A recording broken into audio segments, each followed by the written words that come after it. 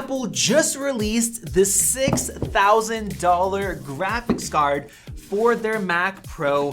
This is their W6900X. It is a special graphics card because it is an MPX module, so it passes through Thunderbolt and has 32 gigabytes of video memory, which is huge. So today, let's see how it performs and is it really worth that price tag compared to the cheaper option. Now, if you guys didn't see, last time when I unboxed the 6800X, I had a huge surprise where they put the wrong label on the card.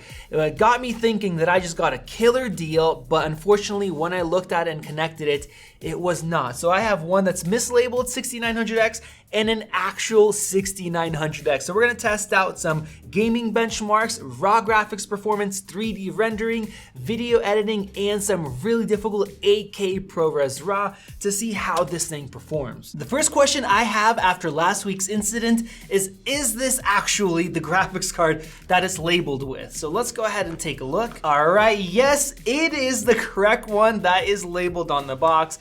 So that is good. It was a bummer last time. But as you guys may know, with these high-end graphics cards, you usually run into diminishing returns. So let's go ahead and start out with Geekbench 5. In the last video, I didn't really get that much of a better score than the old graphics cards that the Mac Pro launched with. All right, let's see what we get. Bam! All right.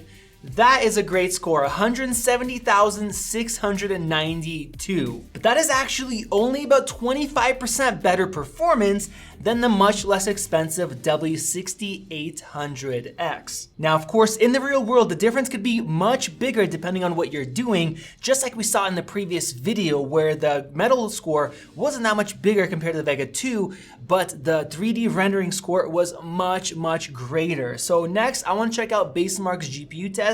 This is for modern metal gaming. We're gonna run the default here just so you guys can compare to your Macs at home. All right, we have a result of 15,327 for the score.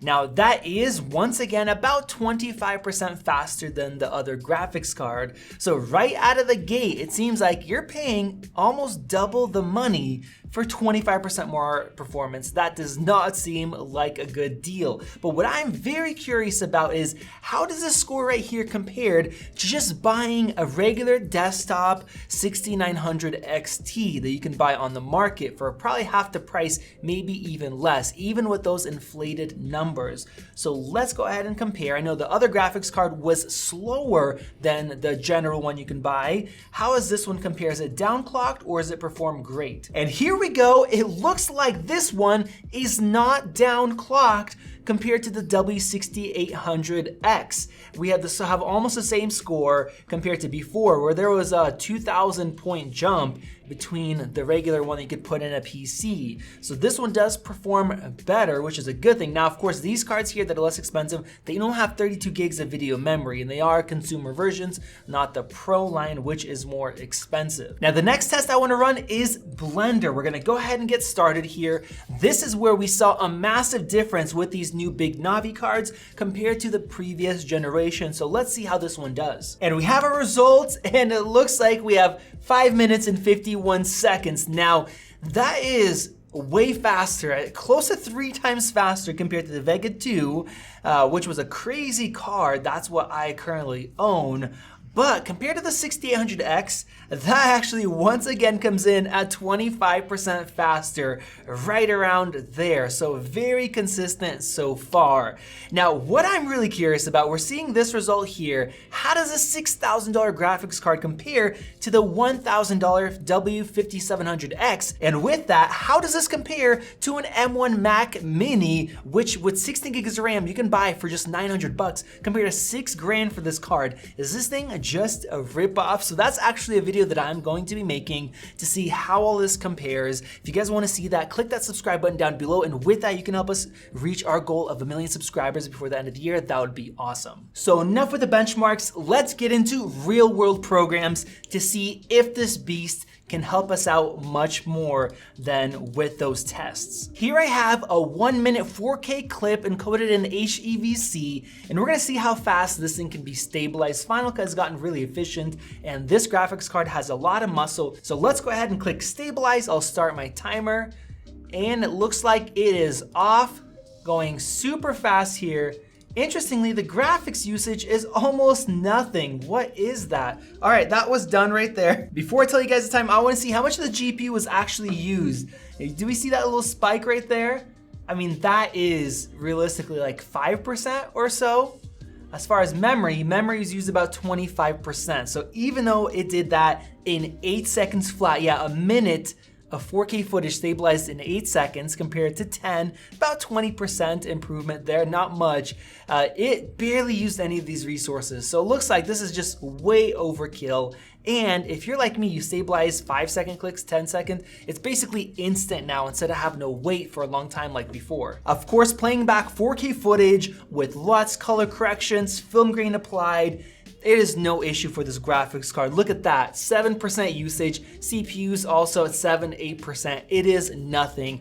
This is the only easy test I'm gonna throw at this, and then we're gonna get to the hard stuff, but I still wanna see if this thing can export this any faster. So doing this video right now, the usage went up by a little bit, 9% on the graphics card, 14 on the CPU, and that is it. This is nothing for this computer. And bam!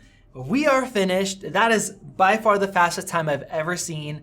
Actually, I shouldn't say by far. That is the fastest time I've ever seen for this project, but it is only 2 seconds faster than the other graphics card. It doesn't really matter. This right here is 4K ProRes RAW with sharpening, color correction applied. It's playing back in slow motion. It's actually 4K 120 and it's playing back perfectly smoothly. If we take a look, this is just laughable. 12% graphics card usage, that is it. That just shows how much overhead, how much extra performance we have to do multicam with this, to stack it, or even say to move up to 8K footage. So right here, I have 8K ProRes RAW. It's actually 4Ks, but you can't just magically encode. You can't just encode it yourself. So when you stack it, this is an 8K timeline. And even here, look at that. Perfectly smoothly, no issue. And this actually without the Afterburner card. I actually sold that to somebody that really needed it because I did not. And without it, it's playing back perfectly. 14% graphics usage. What the heck? So can you do 16K multiple streams?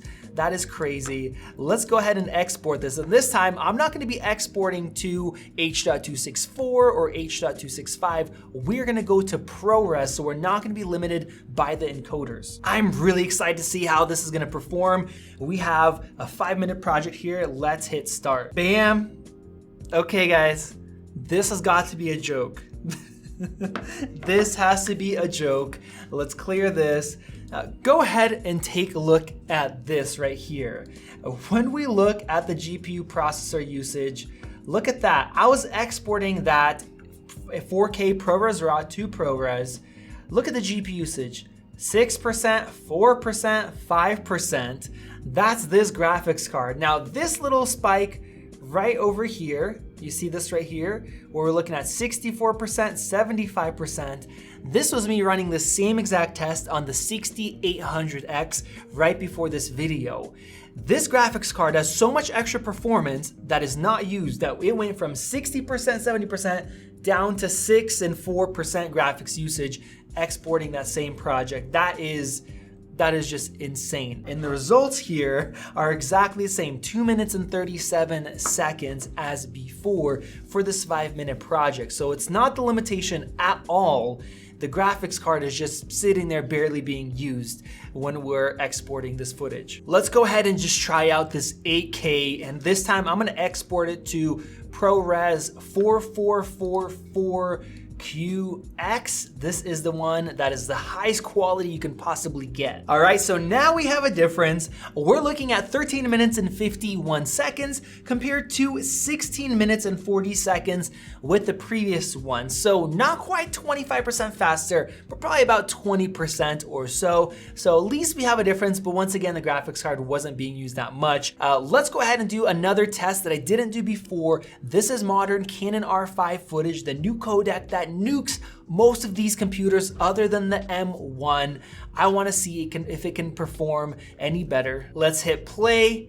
And look at that, just as I expected and as I told you guys when Apple announced this $6,000 graphics card cannot play this back, or the CPU. Even though we're only at 23% CPU usage, it just can't deal with this file.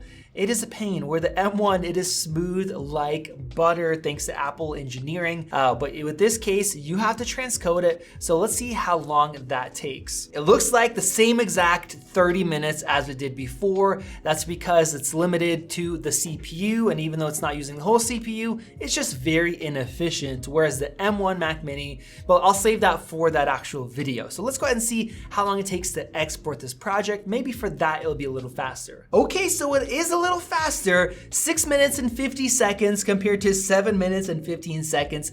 Definitely not worth the price jump from $2,800 up to $6,000. I presume the same thing's gonna happen with Canon Cinema RAW light footage. As far as playback, of course, no issue. And look at that, we're only at 13% graphics, 12% graphics, scrolling through crazy smoothly with color corrections applied, no issues there. We have 4 minutes and 30 seconds compared to 4 minutes and 35 seconds. So not really an improvement. Let's just go ahead and skip the 4.5K RAW. Let's throw 8K Red RAW at it. Now the last graphics card, I know that one couldn't play it back perfectly smoothly. Let's go ahead and check it out here. This is 8K footage RAW in an 8K timeline, playing back at 8K.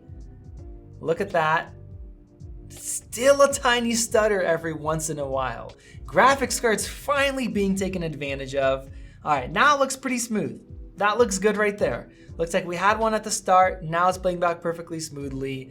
All right, so that's good. Let's go ahead and see how this works. And we're gonna skip the encoders, go straight to ProRes. We have 6 minutes, the same exact time as with the cheaper graphics card. So there you guys go. As far as raw performance, we saw about a 25% improvement both in regular metal, gaming, some other tests, 20% in others, and in a lot of these, pretty much no difference whatsoever. Now, where can this graphics card fit in? Who should buy it?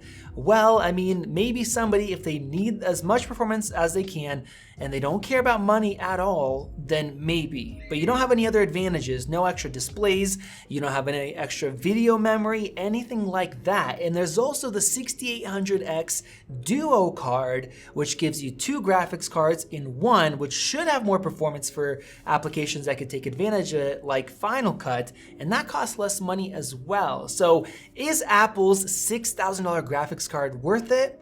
Well, for most people, even high-end professionals, no, not really. Now, what I'm wondering is, how do these scores compare to the M1? I haven't done a lot of these. And of course, to the much cheaper W5700X, which costs $1,000 or it's a $600 upgrade. Is it gonna be close? Is that actually the one to buy? Well, we'll have another video. You guys can comment down below, let me know what other tests should I run that are much more difficult. I'm thinking maybe some denoising, something else that's tough. Let me know down below so I can put it into that masterful video that's gonna have a lot of details. Click that circle above to subscribe and help us reach 1 million subscribers before the end of the year. We would greatly appreciate it. Check out one of those great videos over there. This has been Max, and I'll see you in the next video.